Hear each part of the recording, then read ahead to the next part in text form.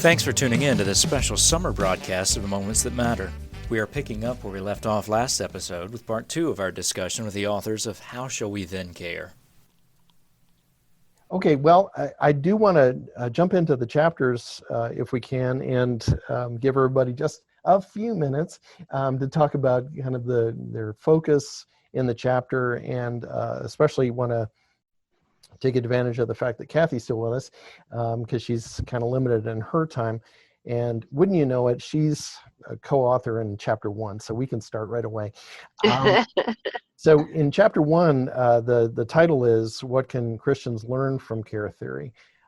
So the reason that it's chapter 1 is because it's a very broad chapter that influences not only, or speaks to the influence and also reflects not only education and not only in schools and universities, but the church, the Big C church, and Christians generally. So one of the questions that I wanted to ask is, because this is talked about, what is the link between care and love? We got at this just a little bit in the question prior, but can you all sort of illuminate on the basis of the chapter? Oh, wow. I almost feel like I need to kick it to Sean first and let him start. I mean, as the co-author of that chapter, I would say that Sean and I are kind of, in the same lane on this. And I think in many ways, the way we talk about care and, love as described in Scripture, I feel like we use it somewhat synonymously in the context of this chapter, that to care responsively as Christ would have us do is as to love as Christ would have us love. And we refer frequently in the chapter to the love mandate, to love your neighbor as yourself, and this is what Christ asks of us. And earlier I described myself as a recovering Pharisee. I'm still in that camp. I would like to think that I care well and I love well for others. And, sadly, I probably get it wrong more than I get it right. And I have to remember, is this person on the receiving end perceiving this as love and care? And if it's not perceived as love and care, then despite my best efforts and my best intentions, it hasn't happened. And systemically, as Christians, as the church over time, the fact of the matter is, we haven't done it well. I mean, individual Christians, I think, are very well-meaning and well-intended, and they intend to care well.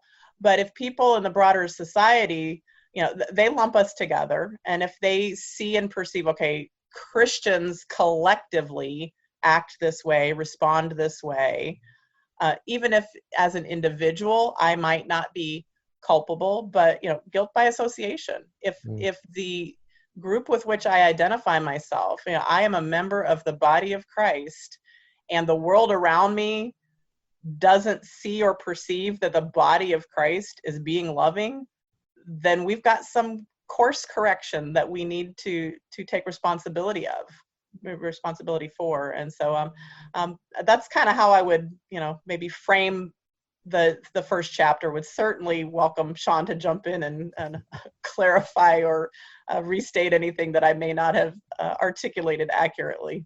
Well, a couple things jump out, Kathy, and I think for me, that distinction between how others look at us and how others experience us is such a significant one. In my own life experience, most Christians that I've met are really good people with really good hearts and a really good impact.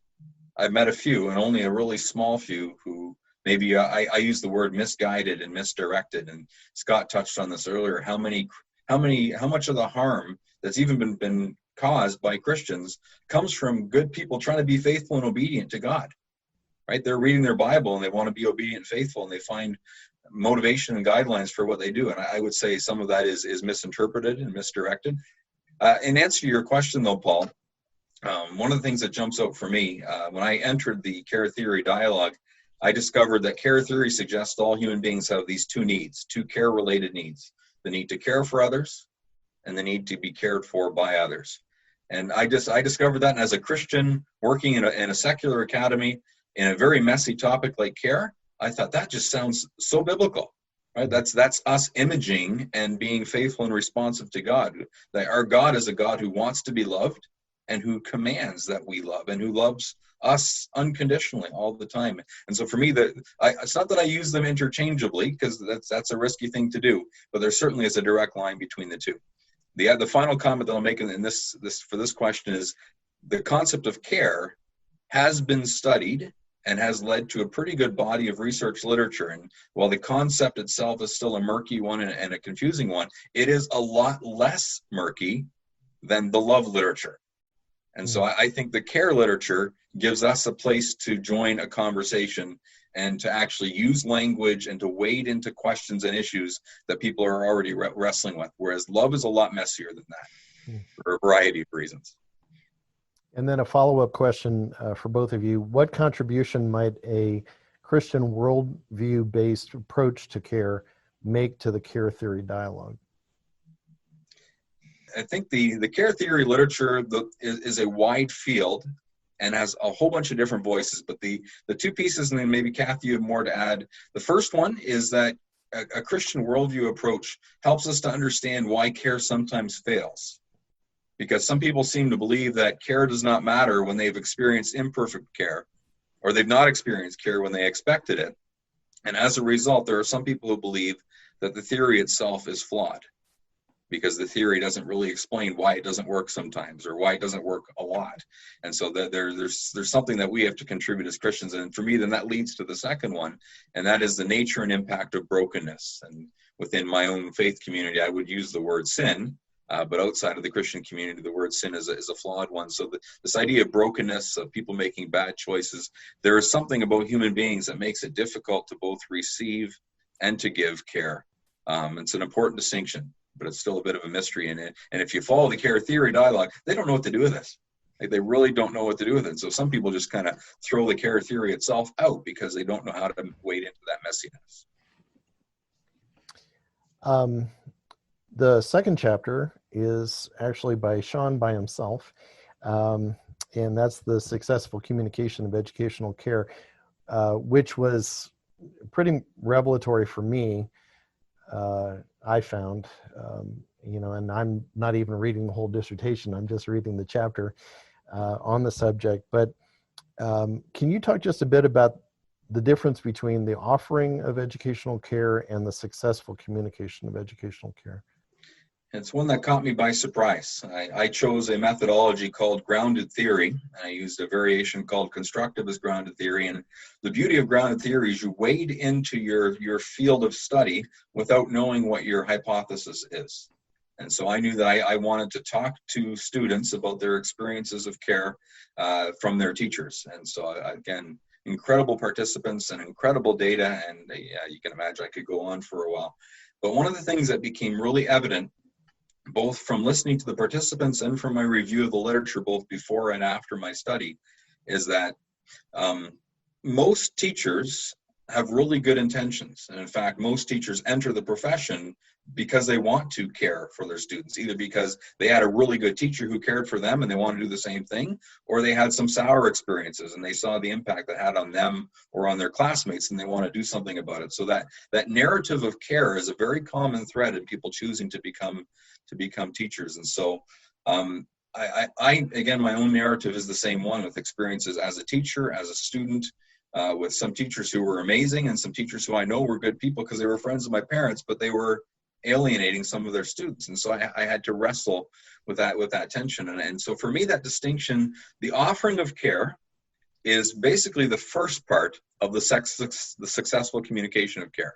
So the offering is where you have a teacher responding to these, what I would say are God-given care needs, have a need to offer care and to experience care. And part of that offering care means that they have caring intentions. And if those caring intentions are present, then that leads to caring actions. They try to live out the intentions and the things that they enact with their students. And for most, in my experience, when I talk to people about care and education, there are a lot of people who act as if that's enough. And so one of the things that drew out of my own research is that the caring intentions and caring actions are necessary, but insufficient. And the care theory literature uses a concept called completion, that your care is only successfully communicated when the person you're caring for recognizes and then responds. So they actually do something, say something, or change the way that they're acting that shows they're responding to the care that you've offered. And so that distinction for me is a fundamental one between the offering of care and the successful communication of care, which then leads to all sorts of outcomes, including, some of what the research says about successful care. It's transformational, relationally and educationally. But it also leads to having a teacher who's a trusted sounding board and can then be critical because they care for the person, can lead to real change in someone's life. And so for me, that distinction is a pretty pivotal one. And just to follow up, you talk about the 3 dimensions of educational care, which are relational care, pedagogical care, and interpersonal care. Why do you consider them to be particularly important? Yeah, it's when I did my actual grounded theory study, the first thing that emerged, and I think it's a significant piece, is 13, crazy number, 13 distinct categories of teacher behaviors that influence the communication of care. 13 is an unwieldy number. I can't go in and tell people, here's 13 things you need to do. As I continued my conceptual work, grounded theory doesn't just try to describe, it also tries to explain. And so in looking to kind of explain how it happens, that's where these 3 concepts then emerge. That when teachers are successful in communicating care to their students, it's because they're doing 3 things. They're communicating for them as a human being, as an individual person. They're communicating care for them as a learner, as a student in their classroom, and they're communicating care, and we've touched on this one before, as a member of the classroom community. And that means that you belong, and I'm going to keep you safe. And in fact, we're actually going to do that together. And so those 3 concepts I found very helpful in talking to other people. So it's a language that is very accessible and intuitive when I talk to people about educational care. But I think it's also a really good the words I use, Paul, are it's a touchstone and a guideline. So it's a touchstone to assess your own care and kind of look at your own care communication. And then it's a guideline about how you can actually communicate and improve your communication if that's something that matters to you. Thanks. So basically, I'm just going in order in the chapters through the book. And unfortunately, Anna Berardi and Brenda Morton were not able to join us. For the listener, I think this is a super important chapter. It's called Trauma-Informed School Practices in Response to the Impact of Social Cultural Trauma. So I just want to at least mention that material exists and that they did a tremendous job on that. So I'm going to move on to chapter 4. That is our big chapter full of authors. So it's called Game-Based Teaching Methodology and Empathy. There are actually 6 authors, and today we have a few. So we have Scott and Danielle, and I'm looking Sherry, and I think that's it. So just a couple of questions for you all. One of the centerpieces of the chapter is the game. So this is a wonderful ethics game that absolutely inspired me in my class that I teach. And so I was wondering if someone could describe the game for us that is the basis of the chapter. Go ahead, Danielle. I think you did the game, so you should describe the game. This was your invention. It was a transformative game. I will say that I think it is continuing to be a transformative game. I think we talked about this before. Sorry, I'm doing I just drove and now I'm back in my spot. Edit this out too, Paul. Okay, so just putting that out there. It's a role-playing game where you play marginalized characters trying to earn a lifetime scholarship, and it is truly a transformative experience playing a marginalized character, I think, and trying to walk through this game. And who knew that where we would be today with this and looking at our students. and how they feel and where they're at.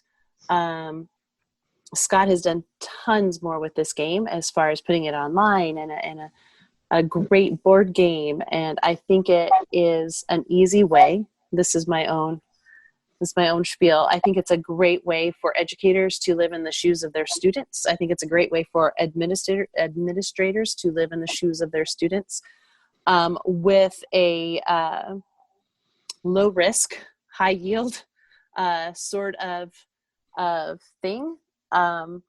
And he's continuing to change this and morph it into a game that can touch a lot of lives and can make, I see it being part of professional development. I see it as part of in all schools. I see it as being accessible to colleges and to pre-service teachers to do that, because I did a side note, I did a guest lecture spot at Azusa talking about homeless students, which is part of my dissertation, and the queer community and living in scarcity and all of the things that come with that, as well as the trauma. And we were talking about how COVID really brought inequities out for all of our students. It's, we talked to Scott about this. I was like, we had parents who were like,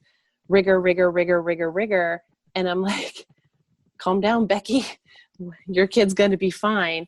We have students here whose both parents are essential workers and possibly at the grocery store and in the fields. And now they're watching their 5 younger siblings. So where do we get the equity, and where do we care for these students? Anyway, we were talking about this at this lecture, and I talked about, one student brought up the fact that their school did not close, that they decided to treat their school like a hospital. Like, if you could make it, awesome. If you couldn't make it, sorry. And I was aghast at that whole idea, because I think about those kids who weren't able to make it. I'm like, what does that tell them? Does that tell them that you care for them? Side note, it does not. It does not. And so I thought so much about the game when I was speaking to them, because I had another student who goes, well, it was great for my students. I was able to talk to everybody, and I did the 20 minutes for each one of my kids, and I did this, and I asked, I'm like, so what is the socioeconomic, balance of your school? And she goes, well, our district is Title I, or I think she said Title I. And I said, but that's not my question. My question is, what is the socioeconomics of your school? And it was a charter school full of privileged white kids, to be quite honest with you. And I was like, well, that's great. But what about these guys over here? I mean, kudos. I'm glad your kids are doing great. And as I went through this and we were talking, I thought so much of this game, about how teachers who have gone from, and please understand this, I say this with love, but have gone from privileged, private schools or Christian schools to a Christian university that may be private, who live in this little tiny baby world, I had a teacher say to us, well, we don't have students like that. That's a whole nother podcast, Paul. We can talk about that another time. Mm-hmm. However, not being able to have that experience, I think, is detrimental as a teacher. And the game that Scott has been developing, I was like, oh my gosh, if we could just have some of these people walk in those shoes for a hot second and feel what these students feel, I think it's invaluable. And I think we had that, when so Scott was able to develop, to take you back a little bit, when Scott came on, he sent us all 5 articles, and he sent us this spreadsheet with that said, create a character card and read these articles and show up to class, and we're going to play a game. Kind of, we didn't really know what was happening. And we all show up to class going, what kind of class is this? We have no idea what's going to happen, right? And so we didn't know who this Scott guy was, other than he'd given this welcoming speech as a dean. That's all we'd seen him once, is he'd welcomed us to the our cohort one time. So we go into class terrified a little bit of him because we knew he'd been the dean. So we thought, oh my gosh, he's going to be this horribly strict teacher. And we're going to play, we've got these articles and we've got to create this character. And we go into this experience of playing this game where you are in essence going to be stepping into this person. And you are going to be going through these events as this person. In essence, it is creating this experience of wanting you to invoke empathy in a way that you have the ability to, if you've never had the experience of being able to do real empathy, to step into somebody else's shoes, you're going to do it in a practical way. And so this game is going to take you and you're going to actually do that cognitive piece of empathy where you're going to actually start to think, what would it be like to be a person who is of this age, living in this scenario with these situations? You know, I live in this kind of family. I have this kind of situation happening. I have these kind of things happening in my life, right? And then I'm coming in this kind of environment. And then I come up against these kind of situations. What would that feel like? Now that's the effective part of empathy. And so you're working in both sides of empathy now, which is the cognitive and the affective. And Scott's not telling you that. He's not telling you this is what empathy is. He's just letting you go through the experience. And that is what you are doing. And so through this, you're thinking, okay, I'm a child. If that's what your character is, if you've chosen a child who's 8 years old, I'm a child who's 8 years old. Okay, and I've reached this point in this game. What does this mean for this situation? How would I feel? What would I do? Okay, that is that cognitive and affective part of empathy. Then you have to go through this process. And so Scott, like Sherry said, he created this game where you were able to get this practical experience to step into a role that people who Sherry was talking about, who maybe have never been able to have that experience because they have grown up in that bubble, were able to step into it. And we had somebody in our cohort who said out loud, we actually don't have poverty in our country. And we actually said, well, yeah, that's what we said. Is that true? She goes, yeah, we don't have poor people in our country. And we said, well, you probably do actually have poor people in your country. And I said, you probably just haven't seen them. And she goes, oh, do you think so? And we said, yeah. She goes, do you think we have people like this in my country? And we said, yeah, we do. We think you have people like this, people like that we're playing in our game. Because she had never experienced people in the scenarios we had played in the game. And so she was playing these scenarios and when she was interacting with these people in this game, and she was like, this would never happen in real life. This would never happen. And we said, this happened. Yeah. This really does happen. And she said, really? This happens? I said, yeah, this really does happen. Really, people really do get treated like this. People really do have these experiences. And she was like, you could see for her, it was that opening of her eyes of like, oh, that's not right. And so for her, it was a whole different experience of like, wow. And we all just had very different, different levels of, from just opening our eyes for very first experience to even just taking it to different levels. So it was a very multifaceted experience. Scott started with the board game, and then Scott has now, like Sherry said, taken it to that online level. Sorry, that might have been a really deep answer for you, Paul. That's okay. Paul's gonna edit. Paul's gonna edit it out. No, Yeah. I'm not gonna. Michelle, I was thinking about, you were talking about those soft skills, those essential skills. This is one of those things that I think is so important, and it would give your students that chance to dig into that. Like I said, kind of low stakes.